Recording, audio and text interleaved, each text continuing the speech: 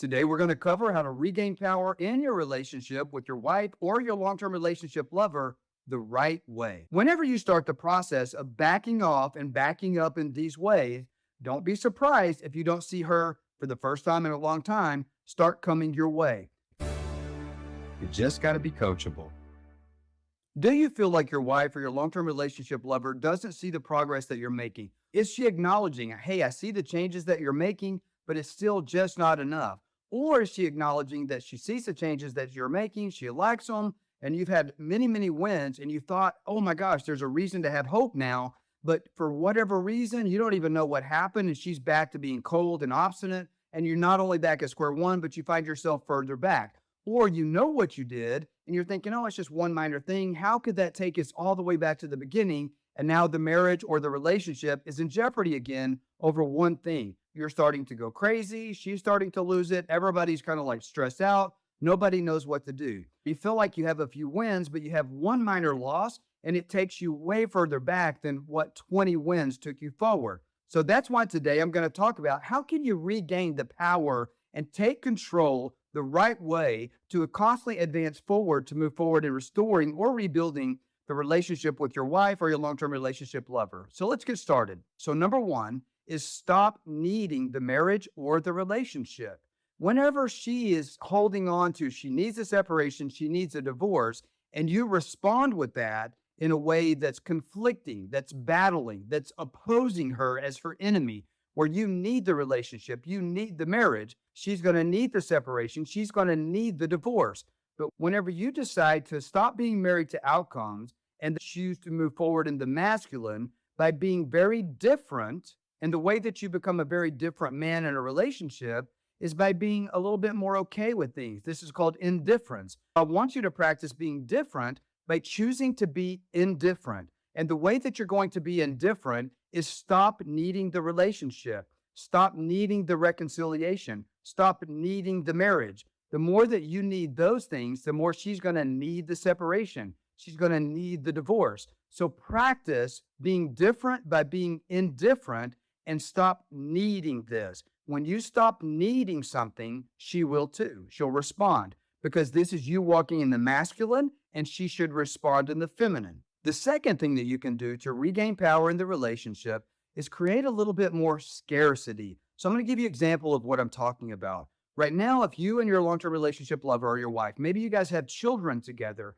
and whenever it's time to do a handoff, she's expecting you to do what you've been doing ever since you guys have been separated or you're having relationship problems. You use the kids as an opportunity to see her. Next time this happens, where you're doing a handoff, or you have an opportunity where you're using a business transaction, you're using your children, you're using family members as a tool or a technique or a tactic to get to spend time with her, do something different. Anytime you do something different, it creates curiosity. Curiosity is level one of attraction. One of the ways that you create extreme curiosity is distance yourself just a little bit. I don't agree with the no contact rule. In marriages and in long-term relationships, that's the opposite of what's going to work. But I do suggest that you create a little bit of scarcity. Some of the opportunities that she knows are arising that would give you an opportunity to see her, to get her to see you, to work on the relationship, back off and miss those meetings. If she knows that you're father of the year and that you're going to show up no matter what, you're going to go completely out of the way to make sure that you're there for the kids, to use that as an opportunity to see her, miss that appointment. Don't show up. Call and let her know you're not going to make it. Anytime you're having a birthday party or an upcoming holiday or family traditions, and you miss those opportunities of something that the old you would have never missed in a million years, this is going to create scarcity. It'll create a level one of attraction, and it'll get her chasing a little bit. The third thing that you can do to regain control is stop acting weak or needy. One of the ways that you can identify that you've probably been acting needy or weak is how you text her. I want you to look at your communication. Masculine communication in text messages should never be more than 3 lines long on the device that you're using. You should always use emojis to create intimacy, but you never want to give away the store via text message. Whenever you're writing a book to your lover or your wife, it's you communicating in the feminine. So you're writing 5 paragraphs and she's going to respond with typically yes, okay, whatever. With, if she's driving, when she sees your messages, she's probably going to roll her eyes. This is her responding in the masculine in her communication. If you want her to respond to you in the feminine, then you've got to communicate with her in the masculine. Never send text messages that are more than 3 lines.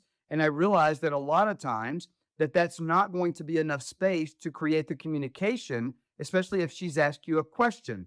Well, what happens if she asks you a question and you can't fit the response to her question? Maybe she sent you 4 paragraphs and you would have to send 4 paragraphs back in order to respond to address the questions that she's asking. Don't do it. When she's communicating in the feminine, respond in the masculine. When you respond with fewer words, it's going to create an opportunity to continue the engagement, where you have more opportunities to create intimacy and letting her know that you see her and that you value her in the way that you're responding to her text messages. Because in order for anyone to limit their text communication to only 3 lines when they have somebody else that's communicating in 30 lines, it requires that you be more intentional with the words that you use. I'm very well aware that you're not going to always be able to convey everything that she's requesting. That's not a bad thing. By you being more powerful with few words, she's going to start feeling like you have masculine leadership. It'll make her feel safer. It'll make her feel calmer. In the beginning, she won't necessarily like it, but she will enjoy it if you'll continue doing it. It's you communicating in the masculine. And when you don't show up and answer every question that she's asking, it provides an opportunity to continue the engagement, meaning you have more opportunities to establish new relationship histories. And if you're texting the right way, you're creating more intimacy because you're not being so wordy. You're not just responding to a text message like she's a coworker. You're slowing down to see her words, which means you're slowing down to see her, which means you're slowing down to hear her. This is you walking in masculine communication, and within enough time, she will respond in the feminine. This will carry over into your verbal communication, and this is the opposite of how you would act weak or needy. Slow down your communication, take every thought captive, be intentional in the words that you're saying to ask yourself, are these words making her feel like I see her? Are these words making her feel like I hear her? Or are these words about me? Whenever the words are about you, there's no intimacy in that. The conversations need to make her feel heard. They need to make her feel seen.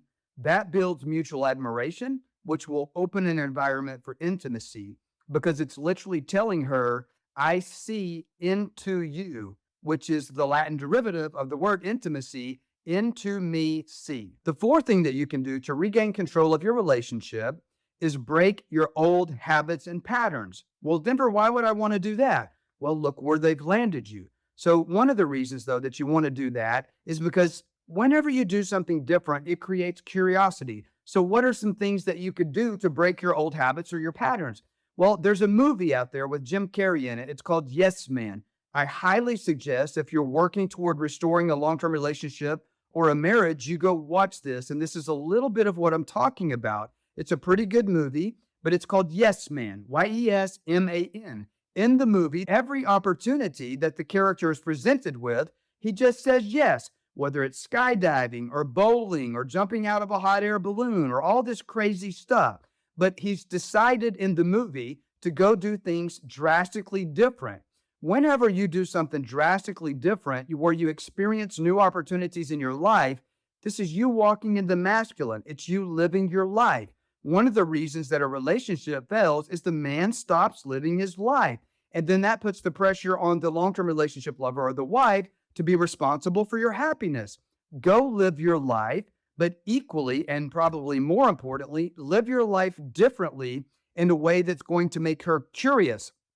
When somebody is having bad thoughts that they're replaying over and over about why they can't have a relationship with you, why they need a separation, why they need a divorce, it's called confirmation bias. And when it becomes so ingrained in a woman's mind where she's thinking these thoughts over and over, she may even have tendencies where she wants to come back in the relationship, but it's very uncomfortable. When we've established thought patterns over here And the brain is efficiently rerunning those over and over. If you want her to stop thinking those thoughts about the relationship and the marriage, you've got to get her thinking something else. The good thing that you can capitalize on is the human brain cannot consciously think two thoughts at the same time. So when you've got her curious because you're breaking your old patterns, you're creating curiosity by doing things differently, she can't consciously think the bad thoughts that she's been playing over and over and over. So if you get her off those neural pathways onto new neural pathways, and you get her thinking thoughts of curiosity, curiosity is psychological attraction. Step one to restoring your relationship or your marriage is right there. The fifth thing that you can do to regain control of the relationship in your masculine leadership to move forward is stop pressuring, criticizing, complaining, or whining. Well, Denver, what are you talking about? Just look at the communication between you and your lover and realize every word that comes out of your mouth, ask yourself before you speak it. For some of you, that's going to require you to tell yourself when you feel the emotion to go say something right away in response. That's you aligning your actions with your feelings. When you align your actions with your feelings, you will never have a great relationship, and you certainly won't restore a relationship that's failing. No more pressuring, no more criticizing, no more condemning, no more complaining. Whenever you feel the need to practice the 3 C's, which is complain, criticize, or condemn, or whining, or my wife calls it acting like a little bitch, tell yourself, shut up, shut up, shut up, shut up, shut up, shut up, and find something that's either positive, polite, or playful to say instead. So why would you feel the need to ever complain or whine or act like a little baby? It's because she's not doing something that you want her to do. She's an adult. If you want the relationship restored with a woman, give her permission and the right and the freedom to make her own decisions, to make mistakes, to do things that you don't like. This is another example of a place that you get to show up where you are different by being indifferent.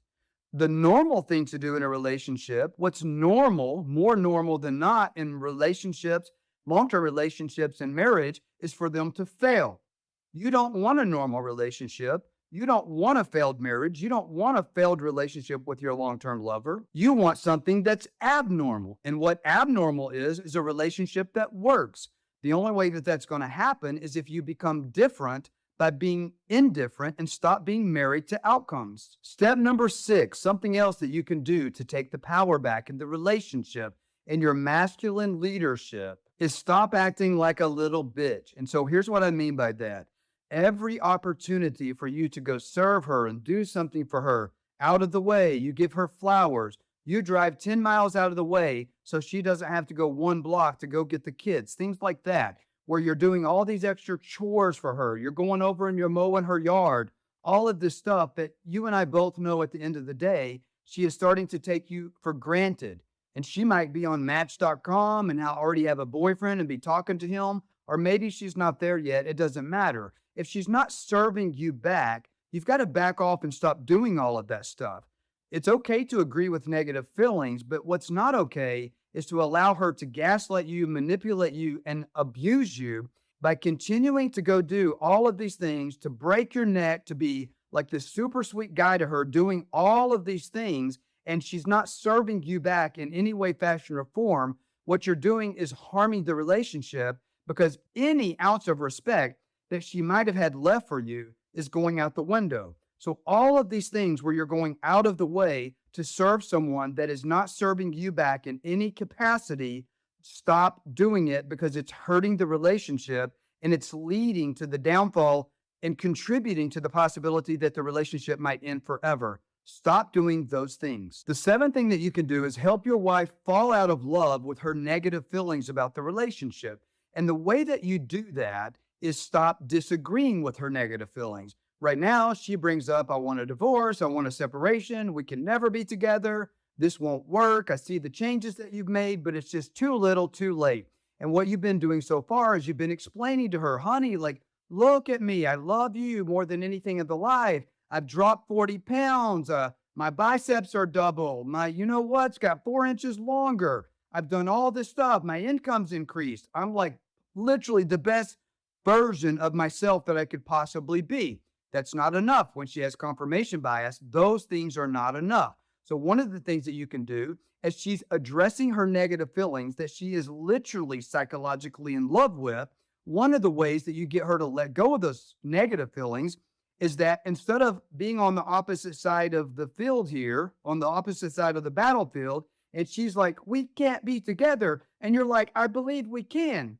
That's how she feels right now. And if that's how she really feels, you're responding to that the wrong way because her feelings are sincere. They're real. And by you disagreeing, you're contributing to further downfall of the relationship. So what can you do to turn that around? If she says, we can't be married anymore, you say, you know what? I'm starting to see you might be right.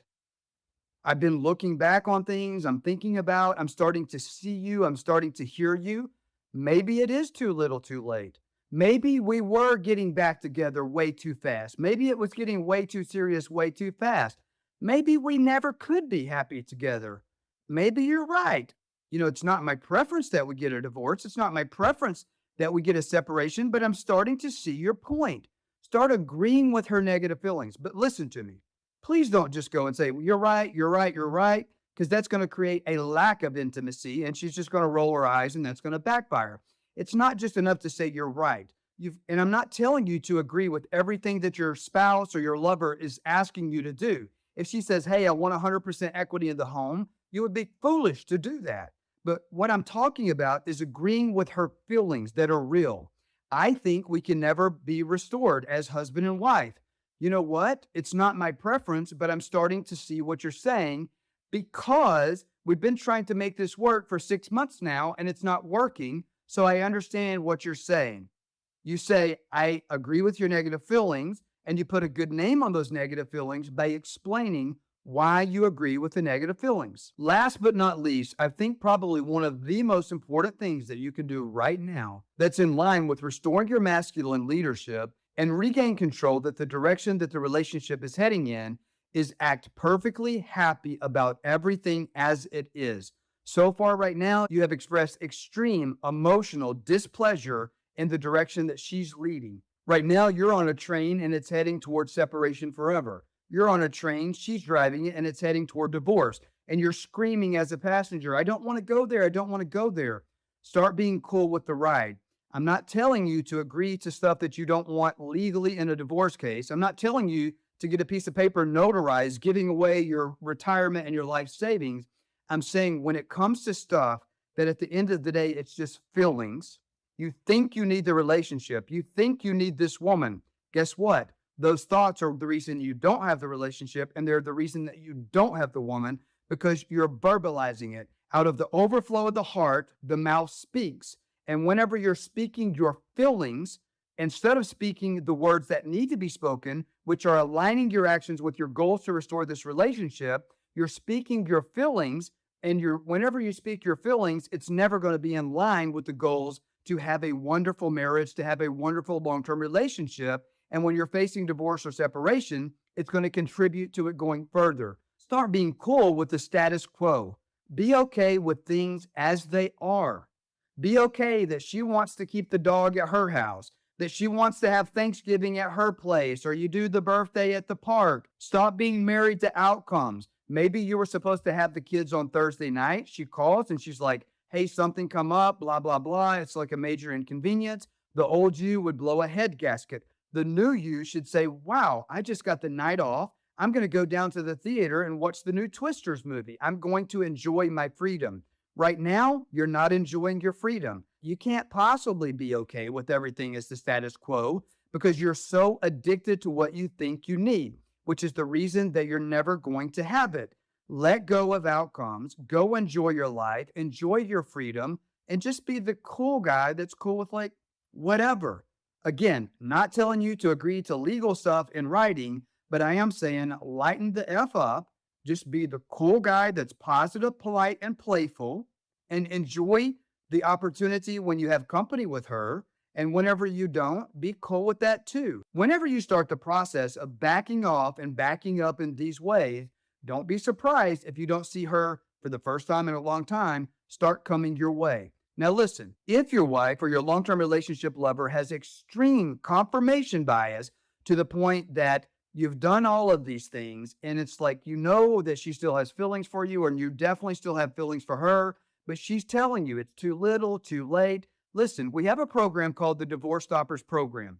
A lot of the clients come into the program, their wives have already filed divorces. Some of them, they filed restraining orders, all different types of stuff. Like these are the extreme scenario cases. That's the reason the program is called Divorce Stoppers. Inside the program, we teach you how to do all of this on a whole new level, but we teach it over a time period that it becomes a psychological change for you, which will contribute to your wife or your long-term relationship lover changing as well. If your situation is heading toward divorce, time is only on your side if you put it there. If it's looking like the separation is going to be something that's permanent and things are starting to become legal, position that time on your side, my friend. If you feel like you need additional help, I want you to go check out our free masterclass that we have available to you. The website to check this out is denvergriffin.com/masterclass.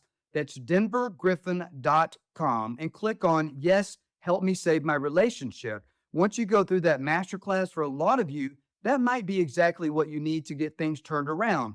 After you go through the masterclass, if you do need additional help, please wait until the end to book a strategy session call with me or one of my coaches, and we'll explore the options that are available to you inside the Divorce Stoppers program to see if it might be a good fit for you and you might be a good fit for the program. If you feel like your relationship is heading toward dissolution or divorce, please do us a favor. Please, please, please support this community and what we're trying to do here to serve you. Press the like button, but more importantly, please subscribe to the channel and hit the little bell button so you're notified as we have new content, because we don't want you to miss something that could turn this around for you.